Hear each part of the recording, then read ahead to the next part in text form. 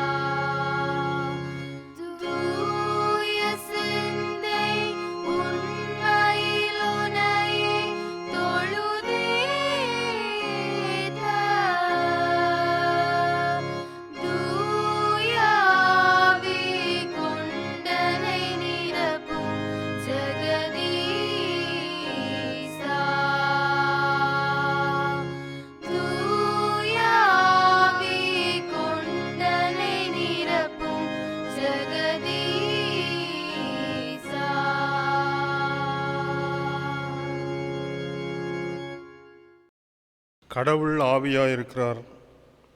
அவரை தொழுது கொள்ளுகிறவர்கள் ஆவியோடும் உண்மையோடும் அவரை தொழுது கொள்ள வேண்டும். இது கடவுள் உண்டு பண்ணின நாள், இதிலே கலிகூர்ந்து மகிழ கடவோம். வாருங்கள் ஜெபம் செய்வோம். அருள் நிறைந்த எங்கள் ஆண்டவரே, ஒவ்வொரு நாளும் ஆச்சரிய பிரகாரமாக எங்களை ஆண்டவர் வழி நடத்துகிறீர். இந்த ஓய்வு நாளிலும், இந்த ஜூலை மாதத்தின் நிறைவு ஓய்வு நாளில் நாங்கள் எங்கள் வீடுகளிலிருந்து கருத்தோடு உம்மை தொழுது கொள்ளுகிறோம். இந்த தொழுகையில் பங்கேற்கிற சிறுவர்கள் முதல் பெரியவர்கள் வரையிலுமாய் அனைவரையும் கடவுள் ஆசீர்வதிக்க வேண்டும் என்று ஜெபிக்கிறோம். ஆண்டவரே, இந்த தொழுகை வழியாக திருத்தொண்டாற்றுவதற்கு தங்களை மாற்றுருவாக்கம் செய்து கொள்ள கடவுள் ஒவ்வொருவரையும் ஆயத்தப்படுத்த வேண்டும் என்றும் நாங்கள் வேண்டிக் கொள்ளுகிறோம். இந்த தூய தொழுகை வழியாகவும் பேரருளை எங்களில் பெருகச் செய்யவும் நாங்கள் ஜெபிக்கிறோம். தொழுகையின் நிறைவு வரையிலேயும் ஆண்டவருடைய வழிநடத்துதலை தாரும். இயேசு இரட்சகரின் மூலம் வேண்டிக் கொள்ளுகிறோம் பிதாவே, ஆமீன். நாம் இணைந்து 20வது கீர்த்தனை பாடலினை பாடுவோம். துதிக்கிறோம் உம்மை வல்ல பிதாவே. 20வது கீர்த்தனை பாடல்.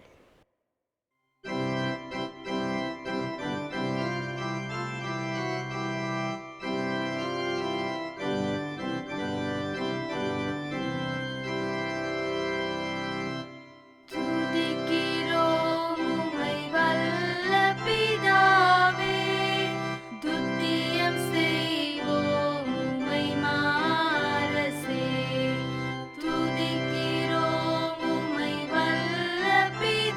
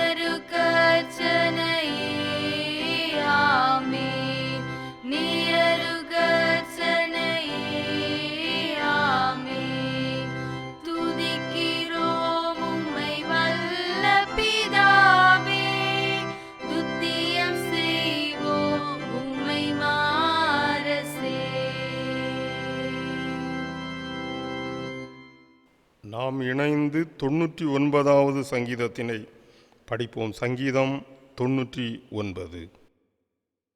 கர்த்தர் ராஜரிகம் பண்ணுகிறார், ஜனங்கள் தத்தளிப்பார்களாக. அவர் கேருபீன்களின் மத்தியில் வீற்றிருக்கிறார், பூமி அசைவதாக. கர்த்தர் சீயோனில் பெரியவர், அவர் எல்லா ஜாதிகள் மேலும் உயர்ந்தவர். மகத்துவமும் பயங்கரவுமான உமது நாமத்தை அவர்கள் துதிப்பார்களாக, அது பரிசுத்தமுள்ளது. ராஜாவின் வல்லமை நீதியில் பிரியப்படுகிறது. தேவரீர் நியாயத்தை நிலைநிறுத்துகிறீர். நீர் யாக்கோவில் நியாயமும் நீதியும் செய்கிறீர். தம்முடைய தேவனாகிய கர்த்தரை உயர்த்தி அவர் பாதப்படியிலே பணியுங்கள், அவர் பரிசுத்தமுள்ளவர். அவருடைய ஆசாரியரில் மோசேயும் ஆரோனும், அவர் நாமத்தை பற்றி கூப்பிடுகிறவர்களில் சாமுவேலும் கர்த்தரை நோக்கி கூப்பிட்டார்கள். அவர் அவர்களுக்கு மறு உத்தரவு அருளினார். மேக ஸ்தம்பத்திலிருந்து அவர்களோட பேசினார். அவர்கள் அவருடைய சாட்சி பிரமாணங்களையும் அவர் தங்களுக்கு கொடுத்த கட்டளைகளையும் கை கொண்டார்கள். எங்கள் தேவனாகிய கர்த்தாவே, நீர் அவர்களுக்கு உத்தரவு அருளினீர். நீர் அவர்கள் கிரியைகளின் நிமித்தம் நீதி சரி கட்டின போதிலும் அவர்களுக்கு மன்னிக்கிற தேவனாயிருந்தீர். நம்முடைய தேவனாகிய கர்த்தரை உயர்த்தி அவருடைய பரிசுத்த பர்வதத்துக்கு நேராக பணியுங்கள். நம்முடைய தேவனாகிய கர்த்தர் பரிசுத்தமுள்ளவர் என்பதே.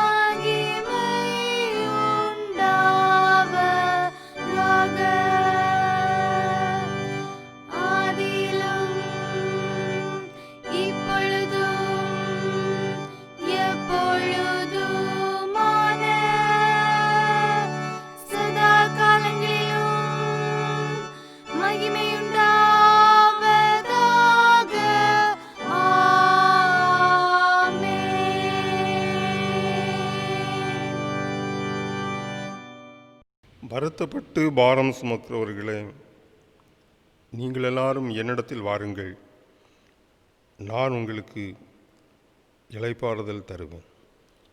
பிரியமானவர்களே, ஆண்டவர் நம்மை அவரண்டைக்கு அழைக்கிறார். இந்த காலையிலே சகையுவை ஆண்டவர் அழைத்த பொழுது சகையு ஆண்டவருக்கு தன்னை அர்ப்பணித்து ஒரு இரட்சிப்பின் மகிழ்வையும் முழு குடும்பமும் மகிழ்ச்சியடையக்கூடிய ஒரு நிலையையும் சகையு வாழ்விலே பெற்றுக்கொண்டான். இந்த காலை வேளையிலேயும் ஆண்டவர் சமூகத்திலே நம்மை தாழ்த்தி நம் பிள்ளைகளை இந்த காலையிலே நாம் உணர்ந்து கடவுளை நோக்கி பார்த்து, பாவம் என்னை தொடர்ந்தாலும் இயேசு தேவா உம்மை நான் மறவேன் என்று சொல்லி பக்தன் ஒருவன் பாடுகிறதைப் போல நாம் ஆண்டவரை நோக்கி பார்த்து இந்த காலையிலே பாடி சகைவை போல நாம் புது வாழ்வை பெற்றுக்கொள்ள நாம் பிரயாசம் கொள்வோம்.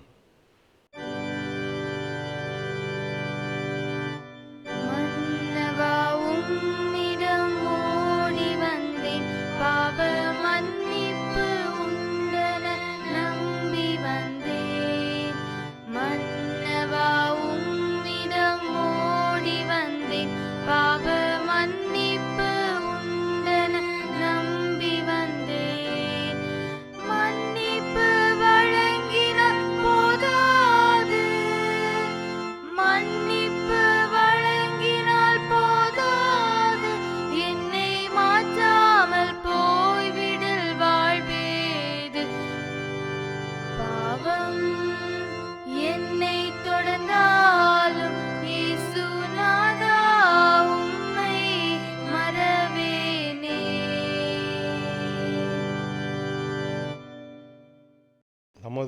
ஆண்டவர் இயேசு கிறிஸ்து நமது பாவங்களை மன்னிக்க விருப்பமுடையவர். நாம் புரிந்த பாவங்களை இனி தொடர்ந்து செய்யாமலும் பாவத்தில் இனி நிலைத்திருக்க மாட்டோம் என உறுதி கொள்ளுகிற யாவருக்கும் இறைவன் பாவ மன்னிப்பையும் தம்முடைய ஆறுதலையும் சமாதானத்தையும் தந்து வழிநடத்திடுவாராக. ஆண்டவரிடத்திலிருந்து பாவ மன்னிப்பை பெற்றுக்கொண்ட நாம் இந்த வேளையிலே நாம் ஆண்டவரை நோக்கி பார்த்து கடவுளுக்கு நாம் நன்றி செலுத்துவோம். கடவுள் நமக்கு தந்திருக்கிற ஜீவன், சுகம், பலம், நமக்கு தந்திருக்கிற செல்வம், நமக்கு தந்திருக்கிற குடும்பம், நமக்கு தந்திருக்கிற உறவுகள், நமக்கு தந்திருக்கிற உழைப்புகள், இயற்கை வளங்கள், சுற்றுப்புற சூழல்கள், நாம் பிரயாணிப்பதற்கு ஆண்டவர் நமக்கு தந்திருக்கிற வாகனங்கள், கடவுள் விதமாய் இந்த பூமியிலே நாம் ஒவ்வொருவருக்கும் அருளி இருக்கிற அவருடைய எல்லா கிருபைகளுக்காகவும் கடவுளுக்கு நாம் ஸ்தோத்திரம் செலுத்துவோம். இந்த ஜூலை மாதத்திலேயும் ஆண்டவர் நம்மை சுகபத்திரமாக காத்து கொண்டார். உலகெங்கிலேயும் கொரோனா வைரஸ் பரம்பிக் கொண்டிருக்கிறது. பலர் ஒருவேளை பாதிக்கப்பட்டு கொண்டிருக்கிறார்கள். கடவுள் விடுவித்து கொண்டிருக்கிறார். நம்மையும் ஆண்டவர் பாதுகாத்து கொண்டிருக்கிறார்.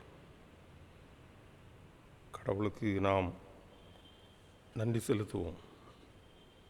இந்த வேளையிலே ஸ்தோத்திர பாடல் ஒன்றினை பாடி கடவுளை நன்றியோடு நாம் துதிப்போம்.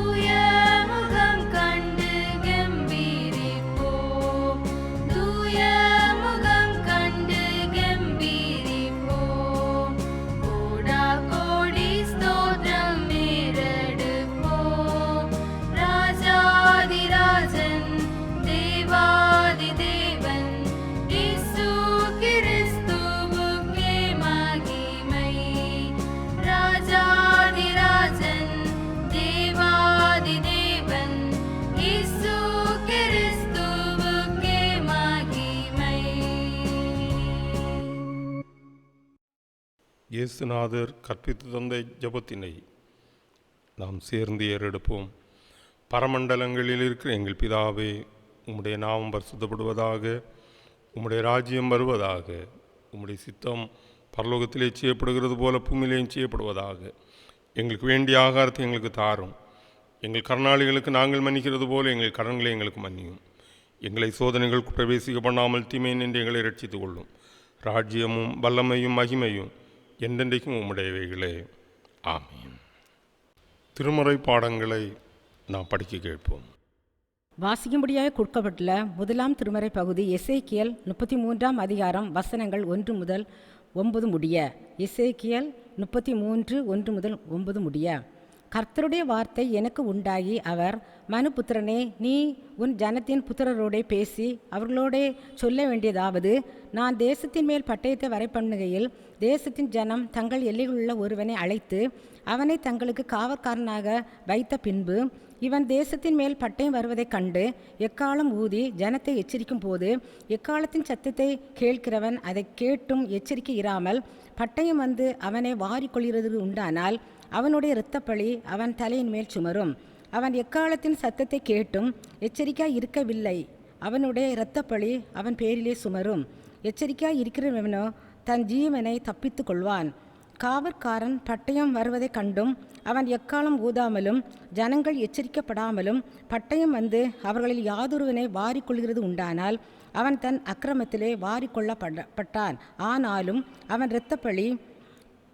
இரத்தப்பழியை காவற்காரன் கையிலே கேட்பேன். மனுபுத்திரனே, நான் உன்னை இஸ்ரவேல் வம்சத்தாருக்கு காவற்காரனாக வைத்தேன். ஆகையால் நீ என் வார்த்தையை கேட்டு என் நாமத்தினாலே அவர்களை எச்சரிப்பாயாக. நான் துன்மார்க்கனை நோக்கி, துன்மார்க்கனே, நீ சாகவே சாவாய் என்று சொல்லுகையில், நீ துன்மார்க்கனை தன் துன்மார்க்கத்தில் இராதபடி எச்சரிக்கத்தக்கதாக அதை அவனுக்கு சொல்லாமற் போனால் அந்த துன்மார்க்கன் தன் அக்கிரமத்திலே சாவான்.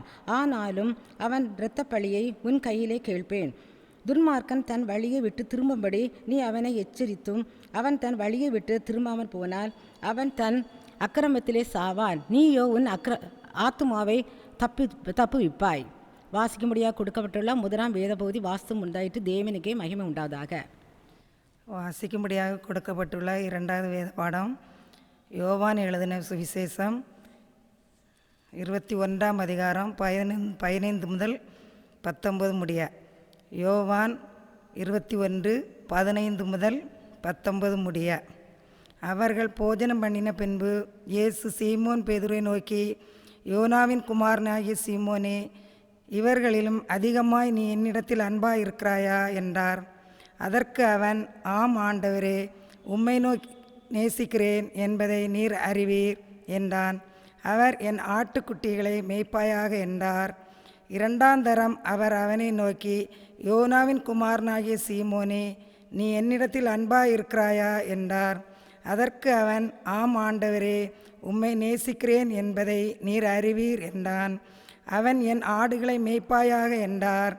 மூன்றாம் தரம் அவனை நோக்கி, யோனாவின் குமாரனாகிய சீமோனே, நீ என்னை நேசிக்கிறாயா என்றார். என்று அவர் மூன்றாம் தரம் தன்னை கேட்டபடினாலே பேதுரு துக்கப்பட்டு, ஆண்டவரே, நீர் எல்லாவற்றையும் அறிந்திருக்கிறீர், நான் உம்மை நேசிக்கிறேன் என்பதையும் நீர் அறிவீர் என்றார். இயேசு, என் ஆடுகளை மேய்ப்பாயாக என்றார். நீ இளவயதுள்ளவனாய் இருந்தபோது உன்னை நீயே அரைக்கட்டி கொண்டு உனக்கு இஷ்டமான இடங்களிலே நடந்து திரிந்தாய். நீ முதிர் வயதுள்ளவனாகும் போது உன் கைகளை நீட்டுவாய், வேறொருவன் உன் அறையை கட்டி உனக்கு இஷ்டமில்லாத இடத்துக்கு உன்னை கொண்டு போவான் என்று மெய்யாகவே மெய்யாகவே உனக்கு சொல்லுகிறேன் என்றார். இன்ன விதமான மரணத்தினாலே அவன் தேவனை மகிமைப்படுத்துகிறான் என்பதை குறிக்கும்படியாக இப்படி சொன்னார்.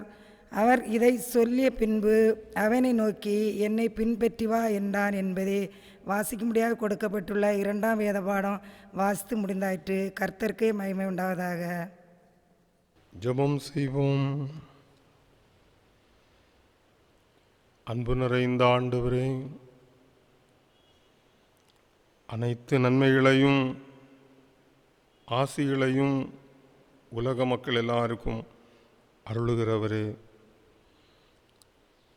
இந்த ஓய்வு நாளிலும் உம்மை நாங்கள் நோக்கி பார்க்கிறோம். கடவுளே, எங்களுடைய தனிப்பட்ட வாழ்வில், எங்கள் குடும்ப வாழ்வில் பல்வேறு தேவைகள் ஆண்டவரே இருக்கிறது. அந்த தேவைகளை நிறைவேற்ற வல்லமை உள்ளவராகிய உம்மை நாங்கள் நோக்கி பார்க்கிறோம். அப்பா ஆண்டவரே, எங்கள் வாழ்வில் சுவாமி ஆண்டவரே, பொருளாதார தேவைகளை நிறைவேற்று சுகமான வாழ்வினை எங்களுக்கு தாரும். ஆண்டவரே, உம்முடைய பாதுகாப்பை ஒவ்வொரு நாளும் எங்களுக்கு தாரும். உம்முடைய சிறகுக்குள் எங்கள் எல்லாரையும் மறைத்து கொள்ள வேண்டும் என்று ஜெபிக்கிறோம். இந்த காலையிலேயும் கடன்பட்டிருப்போர் ஆண்டவரே, அதிலிருந்து விடுதலையாகிடுவதற்கு உதவி செய்யும். குடும்ப வாழ்விலே ஆண்டவரே, குழந்தைகளின்மையோடு இருக்கிறோர் ஆண்டவரே, அந்த ஆசீர்வாதத்தை பெற்றுக்கொள்ள செய்யும். சுவாமி ஆண்டவரே, கர்ப்பத்தின் கனியை ஆசீர்வதிக்கிறவர் நீர். ஆண்டவரே, கர்ப்பத்தின் கனியை சுமக்கிற ஒவ்வொரு பிள்ளைகளையும் ஆண்டவர் மெதுவாய் நடத்தி ஏற்ற காலத்திலே ஆண்டவரை சுகமான விடுதலையை கடவுள் அருளி செய்ய வேண்டுமாய் நாங்கள் ஜெபிக்கிறோம். வேலைகள் இல்லாமல் இருக்கிற மக்கள் ஆண்டவரே வேலைகளை பெற்றுக்கொள்ளவும் கடவுள் கிருபை செய்ய வேண்டும் என்று நாங்கள் மன்றாடுகிறோம். அப்பா ஆண்டவரே, எங்கள் கிராமத்திலும் வாழுகிற மக்களுக்காக, எங்கள் நாட்டிலே வாழுகிற மக்களுக்காக, உலகத்திலே வாழுகிற எல்லா மக்களுக்காகவும் நாங்கள் ஜெபிக்கிறோம். அப்பா ஆண்டவரே, உலகத்திலே சுவாமி பசியோடு இருக்கிறவர்கள், திக்கற்றவர்களாக இருக்கிறவர்கள், சுவாமி தனிமையாய் விதவைகளாய் இருக்கிறவர்கள், ஆண்டவரே அப்படிப்பட்ட எல்லா மக்களையும் நீர் ஆண்டவரே வாழ்வுக்கு நேராக நடத்த வேண்டும் என்று ஜெபிக்கிறோம். இந்த நாட்களில் ஆண்டவரே உலகமெங்கிலும் ஒரு பெரிய சுவாமி துன்பமாய் காட்சியளிக்கிற இந்த கொரோனா வைரஸ் பரவுதல், ஆண்டவர் அதிலேயும் உம்முடைய சுவாமி கரம் நீட்டப்படட்டும். அப்பா ஆண்டவர், அந்த வைரஸினுடைய தாக்குதலை ஆண்டவரை நீர் அகற்றி அதன் மூலமாக ஆண்டவர் இருக்கக்கூடிய எல்லா கஷ்ட நிலைகளையும் அப்பா நீர் நீக்க வேண்டுமா ஜெபிக்கிறோம். ஆண்டவரே, பொருளாதார சுவாமி குறைபாடுகளுக்காக ஜெபிக்கிறோம். அப்பா அன்றாட உழைப்புகளிலே பலர் ஈடுபட முடியாத நிலைமைகள், அதற்காக நாங்கள் ஜெபிக்கிறோம். ஆண்டவரே, பலர் தொழில்களை செய்ய முடியாமல் தங்கள் சொந்த ஊர்களுக்கு சென்று வாழக்கூடிய நிலைமைகள், ஆண்டவரே அனுதினம் உள்ள சுவாமி காரியங்களுக்கு ஆண்டவரே பொருளாதாரங்கள் இல்லை. கடவுளை, அப்படிப்பட்ட சூழ்நிலைகளிலே இந்த வைரஸினால் பாதிக்கப்பட்டு மக்கள் வாழ்கிறார்கள். அப்பா ஆண்டவரே, சுவாமி ஆங்காங்கே இருக்கிற மக்கள் பிரயாணங்கள் செய்ய முடியாத நிலைமைகள், ஆண்டவரே ஆகவே நாங்கள் உம்மை நோக்கி பார்க்கிறோம். அப்பா இந்த கொரோனா வைரஸை ஆண்டவரே நீர் அதனுடைய வீரியத்தை எல்லாம் குறைத்து அதன் பரவுதலை ஆண்டவரை நீர் தடுத்து, ஆண்டவரே அதிலே சுவாமி பாதிப்பில்லாத ஒரு சூழலை அப்பா நீர் ஏற்படுத்த வேணுமாய் நாங்கள் ஜெபிக்கிறோம். ஆண்டவரே, உயிரிழப்புகள் நாளுக்கு நாள் அதிகரிக்கிறது சுவாமி, அதிலே பாதிப்படைகிறவர்கள் அதிகமாகுகிறார்கள். ஆண்டவரே, அப்படிப்பட்ட சூழலிலே சுவாமி கஷ்டப்படுகிறவர்களுக்கு நீர் இரக்கங்காட்டி அவர்களை சுகப்படுத்தவும் நாங்கள் ஜெபிக்கிறோம். ஆண்டவரே, உயிரிழப்புகள் இல்லாத நிலைகளை ஆண்டவர் ஏற்படுத்த வேண்டுமாய் நாங்கள் ஜெபிக்கிறோம். அப்பா ஆண்டவர், எங்கள் சமூகத்திலேயும் உலக அனைத்திலேயும் ஆண்டவரை நீர் பெரிய காரியங்களை செய்ய வேண்டுமாய் நாங்கள் வேண்டிக் கொள்ளுகிறோம். இந்த காலையிலும் ஆண்டவரை எங்களை ஆளுகிறவர்களுக்காக ஜெபிக்கிறோம். நீதியையும் ஆண்டவரை நியாயத்தையும் கைக்கொள்ளக்கூடிய கிருபைகளை ஆண்டவர் அவர்களுக்கு தாருங்கப்பா. ஆண்டவரை, இந்த கொரோனா வைரஸ் சுவாமி ஆண்டவரை இந்த காரியத்திலும் மிக ஆண்டவரை ஜாக்கிரதையோடு தங்கள் கடமைகளை அரசு அதிகாரிகள் சுவாமி பணியாளர்கள் செய்வதற்கு ஆண்டவர் கிருபை செய்ய வேண்டும் என்று நாங்கள் ஜெபிக்கிறோம். ஆண்டவரே சுவாமி, ஆண்டவரே பல்வேறு இடங்களை சார்ந்தவர்கள் அப்பா தொலைவு நாடுகளில் இருக்கிறார்கள். எங்கள் சமூகத்தின் மக்களும் ஆண்டவரே அப்படி தூரங்களிலே இருக்கிறார்கள். இருக்கிற இடங்களில் ஒவ்வொருவரையும் ஆண்டவர் பராமரித்து கொள்ளவும் பாதுகாத்து கொள்ளவும் வேண்டும் என்று நாங்கள் ஜெபிக்கிறோம். ஆண்டவரே, இந்த காலையிலேயும் அப்பா சுவாமி ஆண்டவரே, எங்கள் சமூகத்தில் உள்ள ஆண்டவரே பிள்ளைகள், கைக்குழந்தைகள், ஆண்டவர் வாலிப பிள்ளைகள், முதியவர்கள், பெற்றோர்கள் ஒவ்வொருவரையும் ஆண்டவர் பேர்வேறாக ஆசீர்வதிங்கப்பா. இந்த காலத்திலே ஆண்டவரே முதிய மக்களையும் நீர் பாதுகாத்து கொள்ளும். சரீரத்திலே சில பலவீனங்கள் உள்ளவர்களையும் ஆண்டவரை நீர் பாதுகாத்து கொள்ளும். அவருடைய பலவீனங்களை எல்லாம் ஆண்டவர் மாற்றவும் வேண்டுமாய் நாங்கள் ஜெபிக்கிறோம். ஆண்டவரே, சின்னஞ்சிறிய குழந்தைகள் சுவாமி உம்மாலே பாதுகாக்கப்படட்டும் அப்பா. ஆண்டவரை, இந்த வைரஸ் தாக்குதலோ வேறு எந்த நோய்களோ ஆண்டவரை யாரையும் அணுகாதபடி கடவுள் காத்தருள வேண்டும் என்று நாங்கள் ஜெபிக்கிறோம். ஆண்டவரை, இந்த சுவாமி ஊரடங்குகள் ஆண்டவரே தளர்த்தப்பட்ட ஆண்டவரே பல காரியங்கள் நடந்தேறி கொண்டிருக்கிறதப்பா. ஆனாலும் ஒரு சகஜமான நிலை இன்னமும் ஏற்படவில்லை. ஆண்டவரே, அந்த நிலைமைக்கு ஆண்டவரை நீர் வழிநடத்த வேண்டும் என்று நாங்கள் வேண்டிக் கொள்ளுகிறோம் அப்பா. ஆலயங்கள் திறக்கப்படவும், சுவாமி பள்ளி கல்லூரிகள் ஆண்டவரை திறக்கப்படவும், ஆண்டவரை தொழில் செய்யக்கூடியவர்கள் ஆண்டவர் எந்த தடங்களுமின்றி தொழில் செய்யவும் அப்பா நீர் கிருபை தர வேண்டும் என்று நாங்கள் வேண்டிக் கொள்ளுகிறோம் சுவாமி. ஆண்டவரை எங்கள் எல்லாரையும் நீர் இன்னமும் ஆசீர்வதியும். எங்கள் குடும்பங்கள் எல்லாம் ஆண்டவரை அருளை இன்னமும் பெற்று வாழ கடவுள் உதவி செய்யுங்கப்பா. இந்த மாதத்தின் எஞ்சிய நாட்களையும் ஆசீர்வதித்து தாரும். புதிய மாதமும் எங்களுக்கு ஆண்டவரை ஆசீர்வாதமான மாதமாக அமைய வேண்டும் என்று ஜெபிக்கிறோம் ஆண்டவரே. இதோ இஸ்ரவேலை காக்கிற ஆண்டவர் உறங்குகிறதும் இல்லை தூங்குகிறதும் இல்லை என்று சொல்லி பக்தன் சொல்லுகிறதை போல ஆண்டவர் எங்களை விழிப்போடு காக்கிற ஆண்டவர் நீரப்பா. ஆண்டவரே, எங்களை இன்னமும் காத்துக்கொள்ளும். இன்னமும் ஆண்டவரே எங்களை நீர் ஆசீர்வாதமாய் நடத்தும். எங்களுக்கு இன்னமும் நன்மையையும் கிருபையையும் கடவுள் தாரும். மெய்ப்பராகி உண்மையை நாங்கள் நோக்கி பார்க்கிறோம். கடவுள் எங்களை மேய்க்க எங்களை அர்ப்பணிக்கிறோம் அப்பா. எங்களை தொடர்ந்த ஆண்டவரை நீர் நடத்தும். நீர் எங்களை ஆசீர்வதியும். எல்லா துதியும் கனமும் மாட்சிமையும் உமக்கே உருவாகிடட்டும். இயேசு ரட்சகரின் மூலம் வேண்டுகிறோம் பிதாவே, ஆமீன். நாம் இணைந்து எழுப்புதல் கீதங்களில் 265வது பாடலை பாடுவோம்.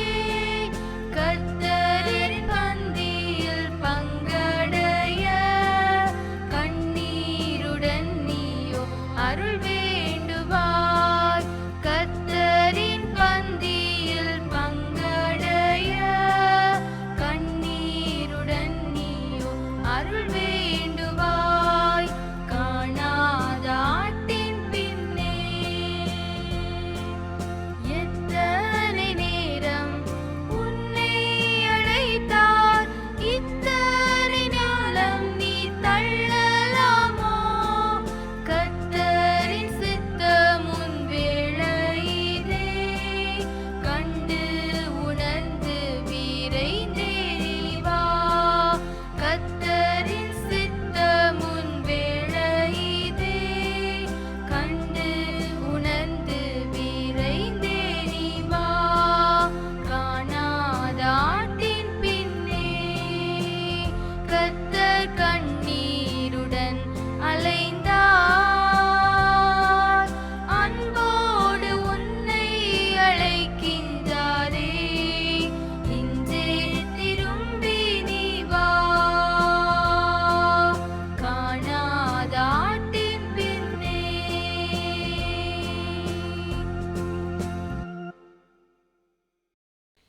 கிறிஸ்துவுக்குள் மிகவும் பிரியமானவர்களே, இந்த ஓய்வு நாளிலும் அருள் வார்த்தைகளை சிந்திக்கிற உங்கள் எல்லாரையும் மகிழ்ச்சியாய் நான் வரவேற்றுக் கொள்கின்றேன். இந்த கொரோனா வைரஸ் பரவுதலின் நிமித்தம் நாம் வீடுகளில் அமர்ந்திருக்கிறோம். காணொளி மூலமாய் இந்த அருள் செய்தியினை கேட்கிறோம். இந்த கொரோனா வைரஸ் பரவுகிற காலத்தில் நாம் மிகவும் ஜாக்கிரதையாக இருந்து நம்மை பாதுகாத்து கொள்வோம்.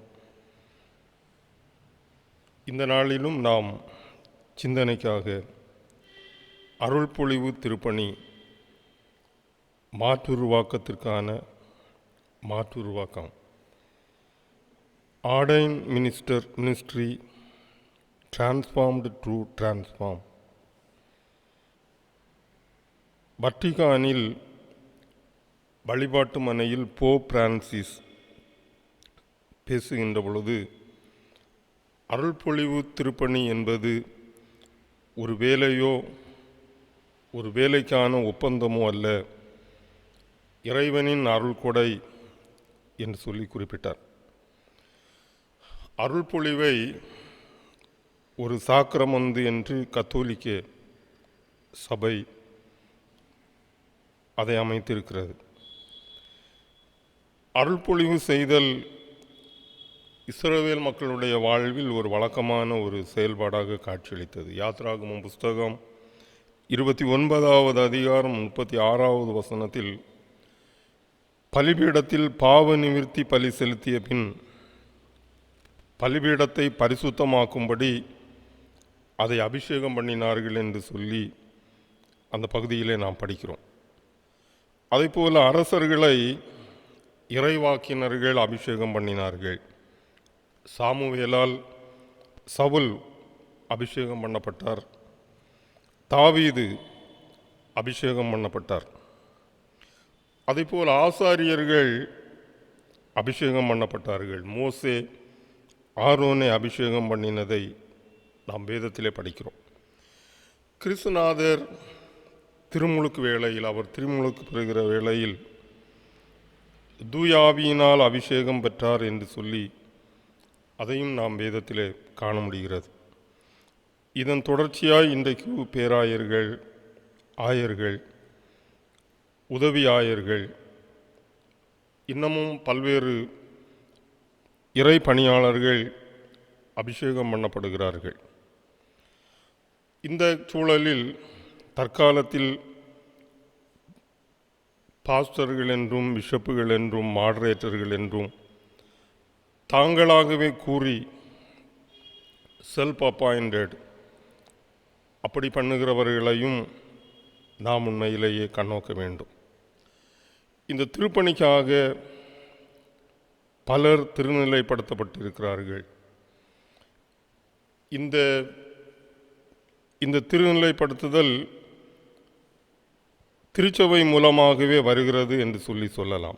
பவுலையும் பர்னபாவையும் அப்போஸ்தலர் நடவடிக்கைகளிலே நாம் படிக்கிற பொழுது ஆதி திருச்சபை திருப்பணிக்கு அனுப்பினது என்கிறதனை நாம் காண முடிகிறது. ஆகவே இந்த திருப்பணி என்று சொல்லுகிற பொழுது அது திருச்சபை சம்பந்தப்பட்டதாகவே காட்சியளிக்கிறது.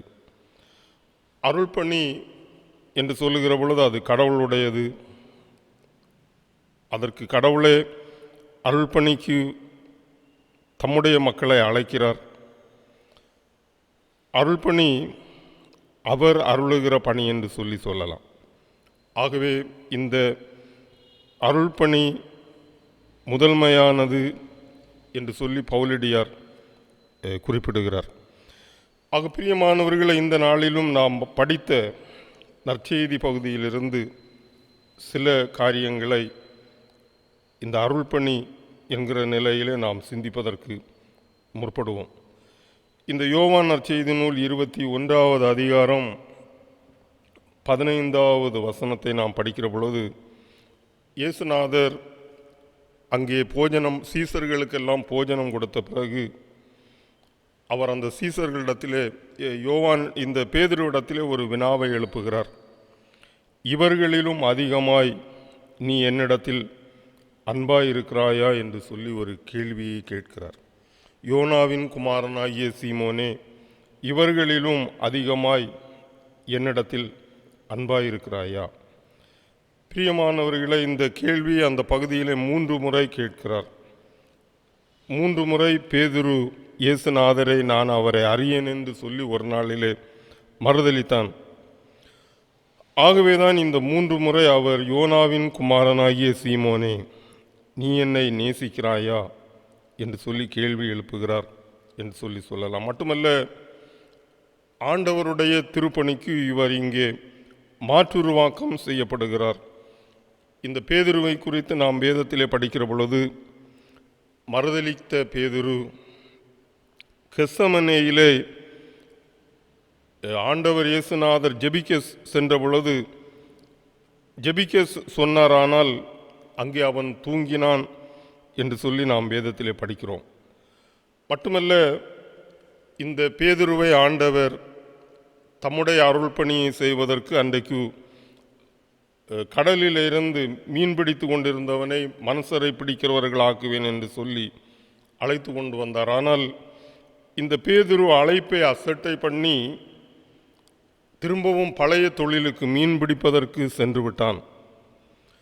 ஆகவேதான் ஆண்டவர் இயேசுநாதர் தன்னுடைய மனபாரத்தோடு இந்த கேள்வியை கேட்கிறார்.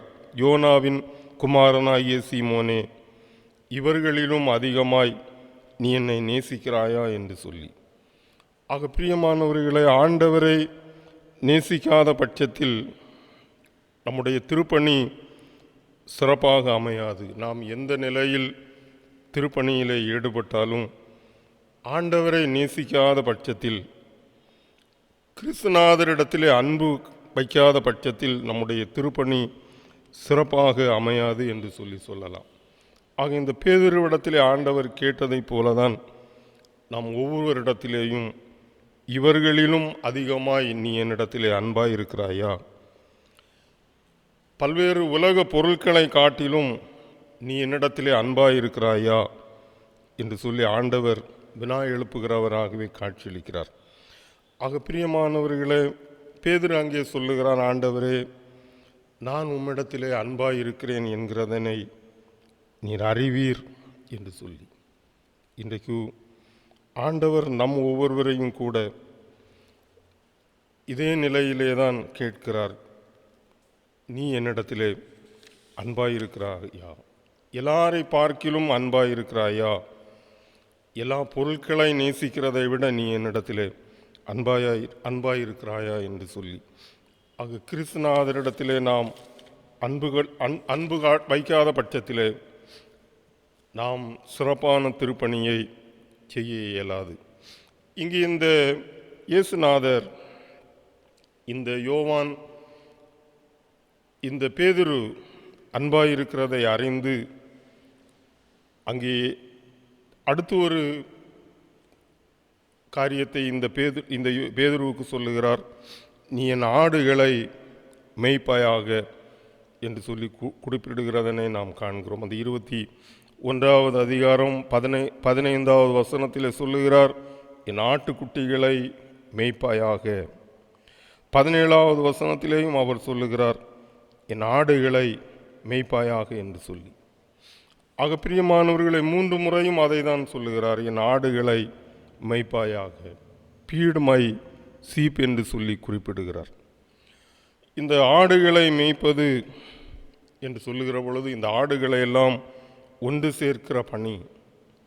மந்தையிலே பல நிலையிலே உள்ள ஆடுகள் காட்சியளிக்கும், காணாமல் போன ஆடுகள் காட்சியளிக்கும், மந்தைக்கு உள்ளாடியே இருக்கிற ஆடுகள் காட்சியளிக்கும், காயமுற்ற ஆடுகள் காட்சியளிக்கும்,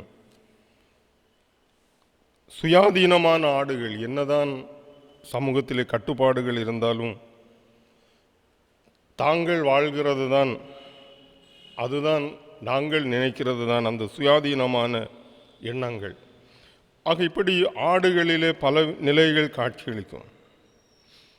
ஆனால் ஆண்டவர் சொல்லுகிறார், ஆடுகளை மேய்ப்பாயாக என்று சொல்லி. எல்லா ஆடுகளையும் ஒன்று சேர்க்கிற பணி என்று சொல்லலாம்.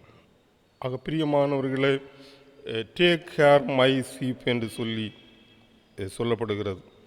ஆக இந்த ஆடுகளை மேய்ப்பாயாக என்று சொல்லுகிற பொழுது இது ஆண்டவர் கொடுத்த திருப்பணி, ஆடுகளை ஒன்றுபடுத்துவது. Ministry is the ministry of unity என்று சொல்லலாம். Ministry is the ministry of unity, ஆடுகளை ஒன்று சேர்க்கிற பணி. பவுலடியார் கொரிந்தியர் நிறுவத்தை எழுதுகிற பொழுது கொரிந்திய சபையில் இருந்த பிரிகைகள், 1 கொரிந்தியர் அந்த 1வது அதிகாரத்திலேயே நாம் படிக்கிறோம்.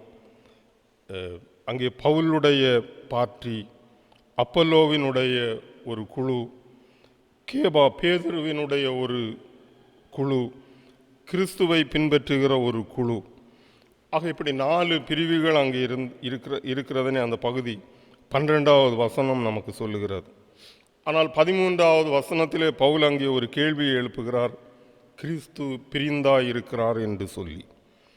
ஆக பிரியமானவர்களே, திருப்பணி இங்கே யோவானுக்கு, இந்த பேதுருவுக்கு கொடுத்த திருப்பணி ஆடுகளை ஒன்று சேர்க்கிற திருப்பணி. இன்றைக்கு திருச்சபையின் மக்களாகிய நாமும் திருப்பணியில் ஈடுபடுகிறவர்கள், மக்களை ஒன்றாக்குகிற பணி ஆண்டவர் தந்திருக்கிற பணி என்று சொல்லலாம். 2வது, இந்த ஆடுகளை மேய்க்கிற பணி என்று சொல்லுகிற பொழுது அதை காப்பாற்றுகிற பணி அல்லது பாதுகாக்கிற பணி என்று சொல்லலாம். நான் படிக்க கேட்ட எசேக்கியேல் தீர்க்க தரிசன புஸ்தகத்தில் இந்த எசேக்கியேல் பாபிலோனுக்கு சிறைபிடிக்கப்பட்டு போன ஒரு இளைஞன். பலர் பாபிலோனுக்கு சிறைபிடிக்கப்பட்டு போகிறார்கள். அதில் எசேக்கியேலும் ஒருவனாக காட்சியளிக்கிறான்.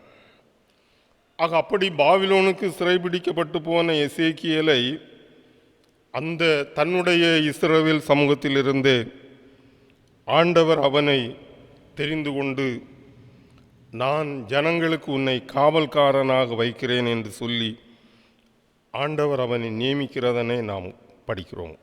காவல்காரன் என்று சொல்லுகிற பொழுது காப்பாற்றுகிறவன், ஆடுகளை மேய்க்கிறவன் ஆடுகளை காப்பாற்றுகிறவனாகவும் காட்சியளிக்க வேண்டும்.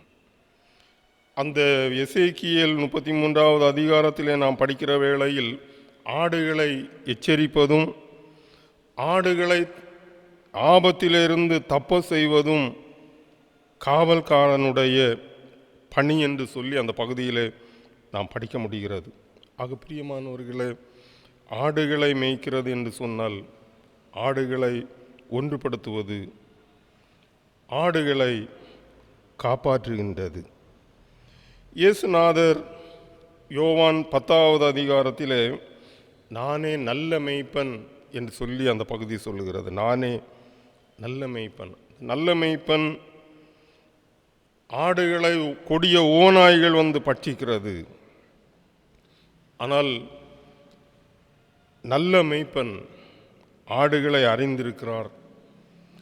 ஆடுகளுக்காக தன் உயிரையும் கொடுக்கிறேன் என்று சொல்லி அந்த யோவான் 10வது அதிகாரம் 11வது வசனத்திலே நாம் படிக்கிறோம். பிரியமானவர்களே, ஆடுகளை காக்கிற திருப்பணி. பேராயர் நியூபியின் அருள் தொண்டு பற்றி குறிப்பிடுகிற பொழுது, வலது கையில் திருமறையையும் இடது கையில் செய்தித்தாளையும் கொண்டு வாழ்க்கையில் ஒருங்கிணைப்பை கண்டு அருள் தொண்டு புரிதல் அவசியம் என்று சொல்லி குறிப்பிடுகிறார். இன்றைக்கு சமூக நிலை, சமூகத்தில் இருக்கக்கூடிய தீமை, இவைகளை உண்மையிலேயே கண்டு மக்களை விழிப்படைய செய்வது திருப்பணியினுடைய முக்கியத்துவம் என்று சொல்லலாம். இன்றைக்கு இருக்கிற தீமைகள் என்று சொல்லுகிற பொழுது, வளர்ச்சி என்கிற பெயரில் அணு உலைகள், மீத்தேன், ஹைட்ரோ கார்பன் போன்ற திட்டங்கள், 8 வழி சாலைகள், ஆக இதெல்லாம் மக்களுக்கு இன்றைக்கு சமூகத்தில் தீமை தரக்கூடியது. சமீப காலங்களில் நெடுவாசல், அங்கே ஒரு விவசாயிகள் எல்லாரும் சேர்ந்து ஏராளமான ஜனங்கள் கூடி போராட்டம் நடத்தினார்கள். அதில் வளர்மதி என்கிற ஒரு கல்லூரி மாணவி ஹைட்ரோ கார்பன் திட்டத்தையும் அந்த தீமைகளையும் எல்லாம் எதிர்த்து துண்டு பிரசுரங்கள் மூலம் அந்த கூட்டத்தோடு இணைந்து போராடினாலாம், முன்னின்றாளாம். ஆனால் அந்த பெண்ணை, வளர்மதியை, அரசு குண்டர் சட்டத்திலே சிறையில் அடைத்தது என்பதனை நாம் எல்லாரும் அறிவோம்.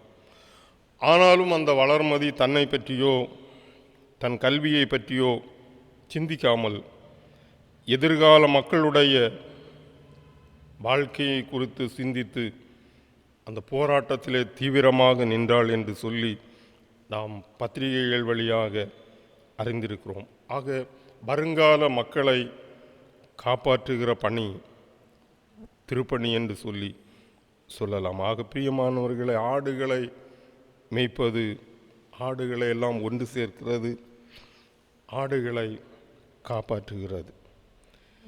ஆக அந்த பணியை திருப்பணியில் ஈடுபடுகிற நாமும் செய்வதற்கு பிரயாசப்படுவோம். இந்த யோவான் 21வது அதிகாரத்தை நாம் படிக்கிற பொழுது இங்கே இந்த பேதுருவிடத்திலே ஆண்டவர் இயேசுநாதர் என்னை பின்பற்றி வா என்று சொல்லி இறுதியாய் ஒரு கட்டளையை சொல்லுகிறார். திருப்பணி என்று சொல்லுகிற பொழுது ஆண்டவரை பின்பற்றி செல்லக்கூடியது.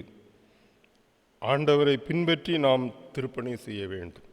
இங்கே பேதுருவையும் ஆண்டவர் என்னை பின்பற்றி வா என்று சொல்லி அழைக்கிறார்.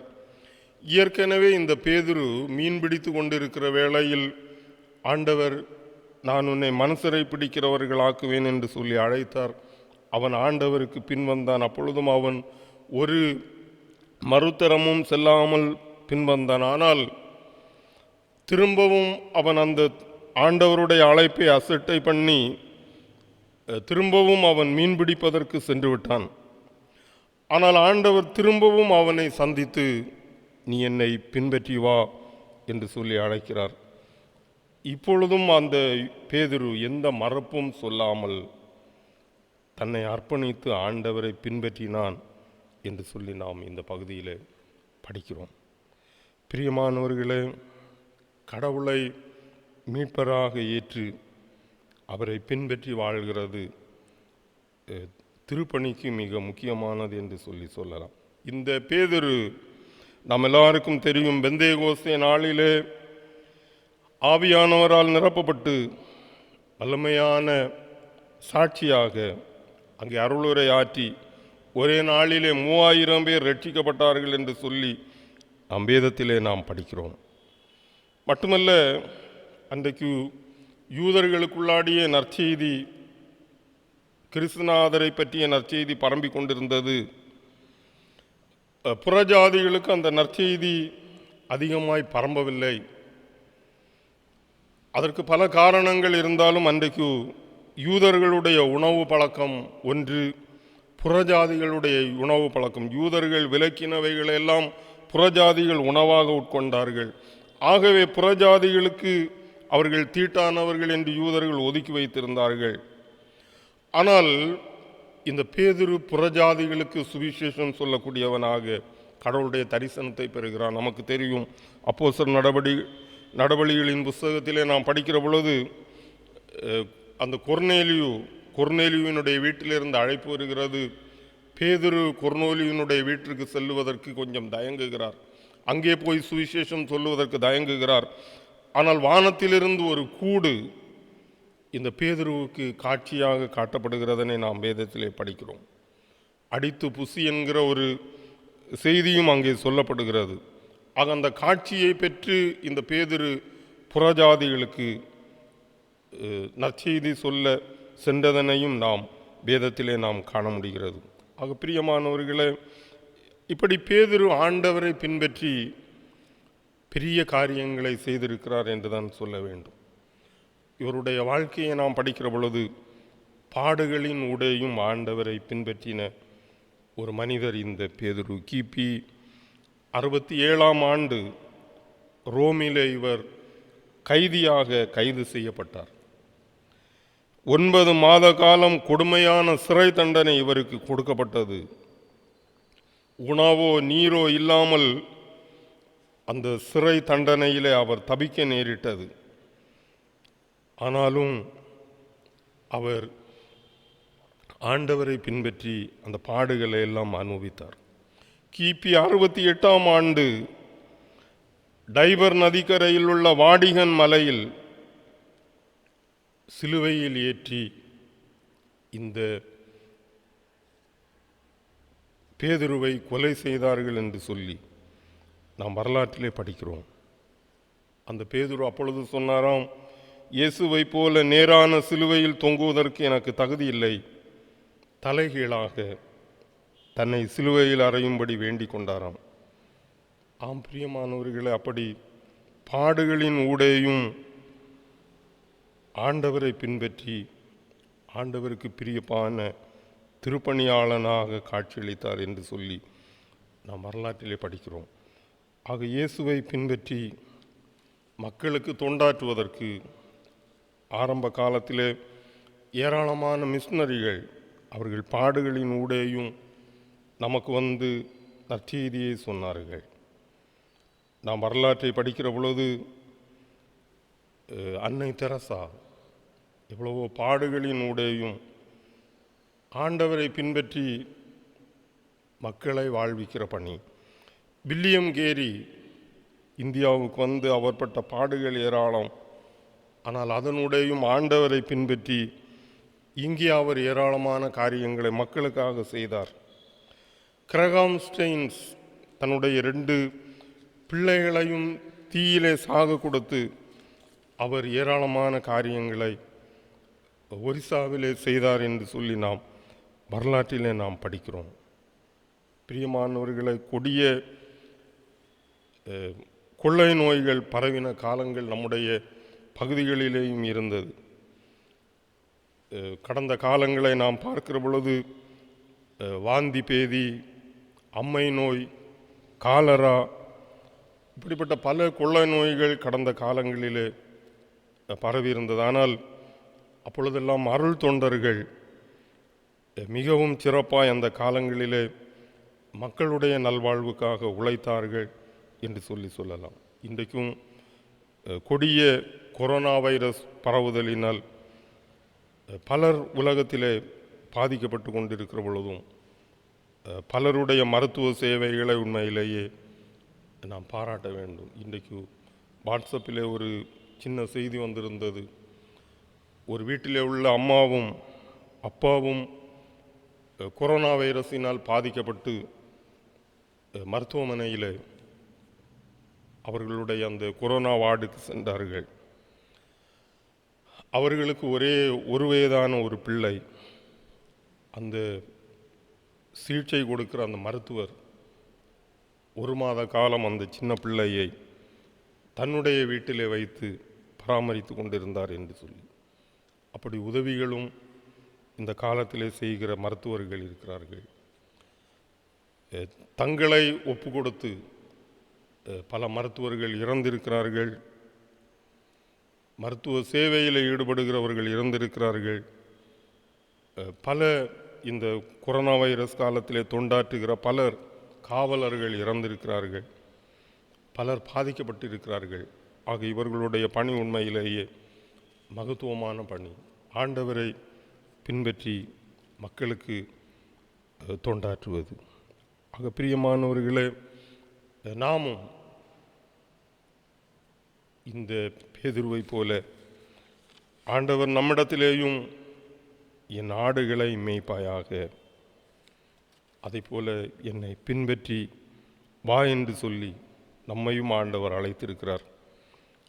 ஆக நாம் உண்மையிலேயே ஆண்டவருடைய திருப்பணியை உணர்ந்து நம்மை மாற்றுருவாக்கம் செய்து இந்த திருப்பணிகளை நிறைவேற்றுவதற்கு கிறிஸ்துவின் மேல் உள்ள அன்பிலே நாம் இன்னமும் வளருவோம். மக்களை ஒன்றிணைக்கிற காக்கிற பணியிலே இன்னமும் நம்மை ஈடுபடுத்துவோம். ஆண்டவர் இயேசுநாதரை பின்பற்றி அவருடைய திருத்தொண்டர்களாக நாம் இன்னமும் வாழ பிரயாசம் எடுப்போம். கடவுள் நம்மை ஆசீர்வதித்து வழிநடத்திடுவாராக. ஆமீன். நம்முடைய விசுவாசத்தினை அப்போஸ்தலர் விசுவாச பிரமாணத்தின் மூலம் அறிக்கை செய்வோம். வானத்தையும் பூமியையும் படைத்த சர்வ வல்லமையுள்ள பிதாவாகிய கடவுளை விசுவாசிக்கிறேன். அவருடைய ஒரே குமாரனாகிய நம்முடைய நாதர் இயேசு கிறிஸ்துவையும் விசுவாசிக்கிறேன். அவர் பரிசுத்த ஆவியினாலே கன்னிமரியாளத்தில் உற்பத்தியாகி பிறந்தார். பொந்து பிலாத்துவின் காலத்தில் பாடுபட்டு சிலுவையில் அறையுண்டு மரித்து அடக்கம் பண்ணப்பட்டு பாதாளத்தில் இறங்கினார். 3ஆம் நாள் மரித்தோரிடத்திலிருந்து எழுந்தருளினார். பரலோகத்துக்கு எழுந்தருளி சர்வ வல்லமையுள்ள கடவுளின் வலது வாசலை வீற்றிருக்கிறார். அவ்விடத்திலிருந்து உயிருள்ளோரையும் மரித்தோரையும் நியாயந்திற்கு வருவார். பரிசுத்த ஆவியும் விசுவாசிக்கிறேன். பொதுவாயிருக்கிற பரிசுத்த சபையும் பரிசுத்தவான்களுடைய ஐக்கியமும் பாவ மன்னிப்பும் மரித்தோர் உயிர்த்தெழுதலும் நித்திய ஜீவனும் உண்டென்று விசுவாசிக்கிறேன். ஆமென். நாம் இணைந்து 451வது ஞான பாடலினை பாடுவோம். பூவின் நல்வாசம் வீசும் சோலையாயின் நல்ல தண்ணீர் ஓடும் பள்ளத்தாக்கிலேயும் இயேசுநாதர் பின் சென்றேகி மோட்சம் நாடுவேன்.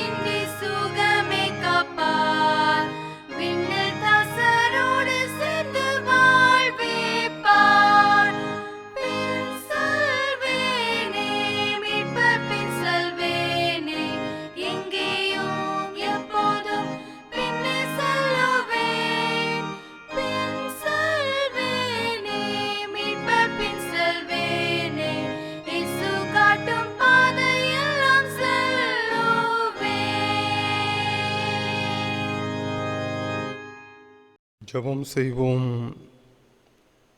எங்கள் கன்மலையும் மீட்பெருமாகிய ஆண்டவரே, இப்போதும் நாங்கள் உம்மை தொழுது கொள்ள உடைய சமூகத்திலே உமக்கு நன்றி சொல்ல எங்கள் விண்ணப்பங்களை ஏறெடுக்க உம்முடைய அருள்வாக்கினை ஆண்டவரை நாங்கள் தியானிக்க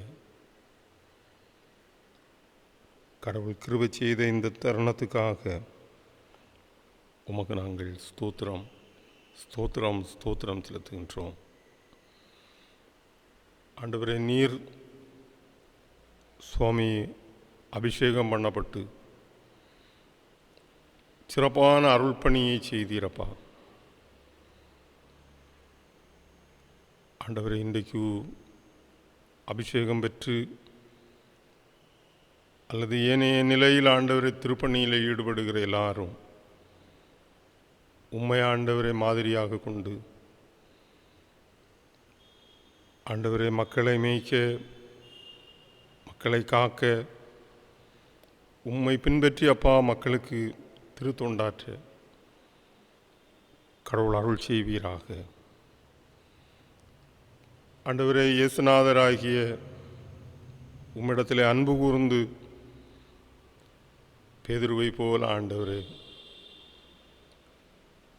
இந்த அருள் பணியிலே நாங்கள் எல்லாரும் ஈடுபட கடவுள் உதவி செய்ய வேண்டும் என்று நாங்கள் ஜெபிக்கிறோம். உம்மால் அபிஷேகம் பெற்றிருக்கிற எல்லாரையும் கூட உண்மையுள்ள திருத்தொண்டர்களாக கடவுள் உருவாக்கிடுவீராக, மாற்றி அமைப்பீராக. ஆண்டவரே, உண்மையுள்ள திருத்தொண்டர்களாக சமூகத்தை மாற்றக்கூடியவர்களாகவும் காணப்பட கடவுள் அருள் செய்ய வேண்டும் என்று ஜெபிக்கிறோம். இந்த மாதத்தின் எஞ்சிய நாட்களை ஆண்டவரை எதிர்வருகிற இந்த வாரத்திலே நாங்கள் முடித்து அப்பா புதிய ஒரு ஆகஸ்ட் மாதத்திலே நாங்கள் அடியெடுத்து வைக்க உம் கிருபையை தார். எங்களை சுகபத்திரமாக ஆண்டவர் வழிநடத்த வேண்டும் என்று ஜெபிக்கிறோம். எங்கள் எண்ணங்களிலும் எங்கள் திட்டங்களிலும் ஆண்டவர் நீருடன் இருந்து அவைகளை ஆசீர்வதிக்க வேண்டும் என்று ஜெபிக்கிறோம். அப்பா, மகிழ்ச்சியும் சமாதானமும் சுகவாழ்வும் எங்களுக்கு ஆண்டவர் தொடர்ந்து தார். இரட்சகரும் மீட்பரும் ஆகிய கிறிஸ்துநாதரின் மூலம் வேண்டிக் கொள்ளுகிறோம் பிதாவே. ஆமீன்.